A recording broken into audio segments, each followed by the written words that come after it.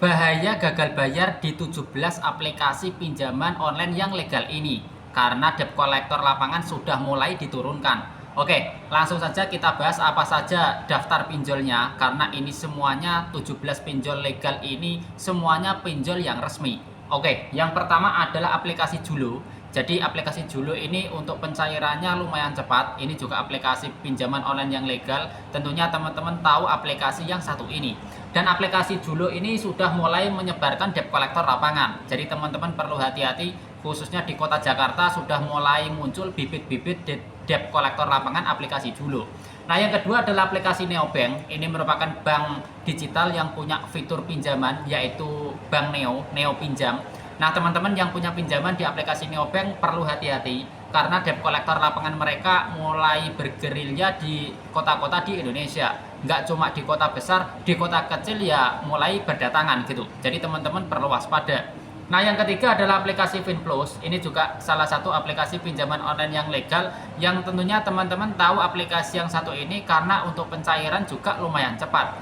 Nah, aplikasi ini mulai menurunkan debt collector lapangan itu di wilayah Jabodetabek. Jadi yang tinggal di kota Jakarta, Bogor, Depok, Tangerang, dan juga Bekasi perlu hati-hati kalau memang telat bayar di aplikasi Finplus. Nah, yang keempat adalah aplikasi Adira Finance. Nah, aplikasi Adira Finance ini sering banget dipakai untuk teman-teman itu menggadaikan BPKB motor atau mobilnya. Nah, aplikasi ini juga punya debt collector lapangan yang cukup merata di seluruh Indonesia itu ada karena memang Adira ini untuk kantornya ya sudah ada di mana-mana gitu. Di kota kecil, di kota besar itu ada kantornya. Jadi teman-teman perlu waspada.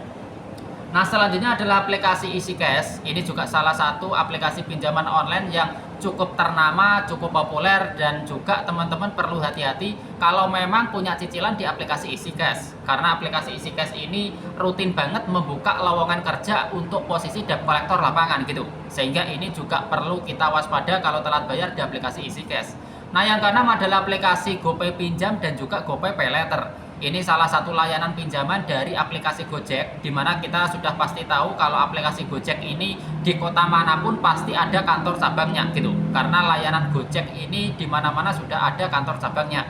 Jadi untuk layanan GoPay Pinjam dan GoPay Paylater ini mulai ada di wilayah Jabodetabek. Jadi khususnya yang tinggal di Jabodetabek perlu hati-hati karena bisa saja didatangi oleh DC lapangan aplikasi GoPay Pinjam dan juga GoPay Paylater. Nah, yang ketujuh adalah aplikasi Singa ID. Nah, perlu waspada yang punya pinjaman di aplikasi Singa ID, khususnya yang tinggal di kota Bandung. Karena ada kemarin yang didatangi DC lapangan aplikasi Singa ID dan dia itu domisilinya di kota Bandung gitu. Nah, yang kedelapan adalah aplikasi Watas. Ini sama seperti aplikasi GoPay. Ini untuk keberadaan debt collector lapangannya itu juga terdeteksi baru di wilayah Jabodetabek. Tapi untuk di luar Jabodetabek sejauh ini masih aman. Jadi teman-teman bisa tenang kalau telat bayar di aplikasi Watas. Nah, yang kesembilan adalah aplikasi Indodana. Ini juga salah satu layanan paylater di mana debt collector lapangannya itu sudah mulai menyebar di seluruh Indonesia. Jadi teman-teman meskipun tinggal di luar Jawa sekalipun kayak di kota Manado, kota Balikpapan, Samarinda, atau kota Lampung, kota Medan itu juga perlu hati-hati karena ada indikasi debt collector lapangan sudah mulai menyebar ke luar Jawa gitu. Nah, yang ke-10 adalah aplikasi Lasbon. Ini layanan pinjaman dari aplikasi Lazada. Ini teman-teman perlu hati-hati kalau memang telat bayar di aplikasi Lasbon karena untuk aplikasi ini disinyalir punya debt collector lapangan yang mulai merata di seluruh area. Jadi teman-teman perlu waspada karena untuk penagihan aplikasi Lasbon ini cukup agresif. Nah, yang ke-11 adalah aplikasi Pinjamin. Ini dulunya namanya adalah aplikasi Pinjam Win-Win, sekarang sudah berganti nama menjadi Pinjamin. Nah, aplikasi ini tentunya aplikasi yang legal, ada izinnya, diawasi sama OJK, dan untuk kantornya sudah jelas di Jakarta. Nah, untuk aplikasi Pinjamin ini untuk debt collector lapangannya sudah mulai ada, sudah mulai mengcover di seluruh kota-kota di Indonesia. Jadi perlu hati-hati buat teman-teman yang telat bayar di aplikasi Pinjamin.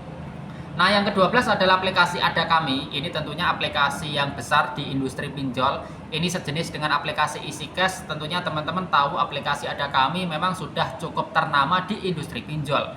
Nah, aplikasi ini juga dalam segi penagihan cukup agresif, bahkan ada yang telat bayar 2 minggu, 3 minggu, itu langsung didatangi oleh debt collector lapangan aplikasi Ada Kami. Jadi ini juga perlu teman-teman perhatikan kalau telat bayar di aplikasi Ada Kami, karena bisa saja didatangi oleh debt collector lapangan. Nah, yang ke-13 adalah aplikasi Kredit Pintar. Nah, ini juga salah satu aplikasi pinjaman online yang legal, di mana mereka ini juga punya bibit-bibit debt collector lapangan gitu. Mereka sering banget beriklan di website-website lowongan kerja, di mana mereka merekrut debt collector yang baru. Nah, ini juga perlu menjadi perhatian buat kita yang telat bayar di aplikasi Kredit Pintar. Bisa saja kita didatangi DC mereka apabila kita telat bayar gitu. Jadi ini juga perlu diwaspadai. Nah, yang ke-14 adalah aplikasi Home Credit. Nah, ini perlu untuk kita pahami. Home Credit itu kan layanan pembiayaan biasanya itu dipakai buat cicilan barang elektronik. Jadi ada orang yang beli kulkas tapi nggak ada duit. Nah, ini bisa lewat aplikasi Home Credit. Jadi nanti ada simulasi hitungannya. Jadi per bulan bayar berapa itu ada hitungannya. Nah, untuk aplikasi Home Credit ini karena mereka untuk cabangnya udah sangat banyak, udah di mana-mana, mereka juga punya debt collector lapangan yang sudah sangat merata di seluruh Indonesia. Jadi ini juga perlu hati-hati yang telat bayar di aplikasi Home Credit. Nah, selanjutnya adalah aplikasi Tunaiku. Nah, perlu diperhatikan yang punya cicilan di aplikasi Tunaiku dan lagi di posisi telat bayar. Tunaiku ini di bawah naungan dari PT Amar Bank, di mana PT Amar Bank ini sudah ada debt collector lapangan. Jadi untuk aplikasi Tunaiku ini memakai tenaga debt collector lapangan yang dari aplikasi atau dari bank PT Amar Bank gitu. Jadi untuk Amar Bank ini tidak merekrut DC lapangan yang baru, tapi memakai DC lapangan yang sudah ada di Bank Amar Bank untuk menagih pada nasabah yang telat bayar di aplikasi Tunaiku gitu. Karena mereka ini satu grup, satu unit usaha.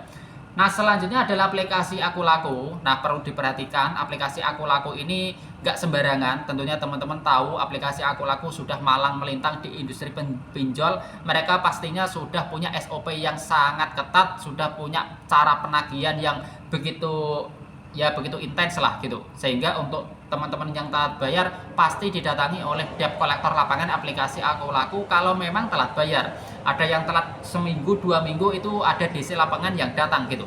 Jadi perlu hati-hati yang telat bayar di aplikasi Aku Laku.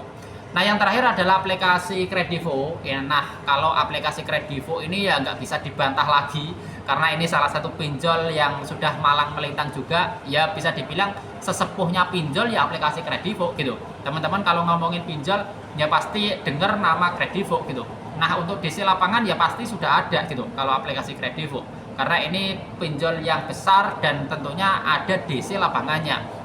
Jadi kalau teman-teman telat bayar di aplikasi Kredivo, meskipun telat bayarnya itu baru 2 hari, 3 hari, biasanya tetap didatangi gitu. Meskipun nominalnya kecil nggak sampai 1 juta untuk hutang atau pinjamannya, itu tetap ada resiko didatangi gitu. Jadi perlu hati-hati yang telat bayar di aplikasi Kredivo.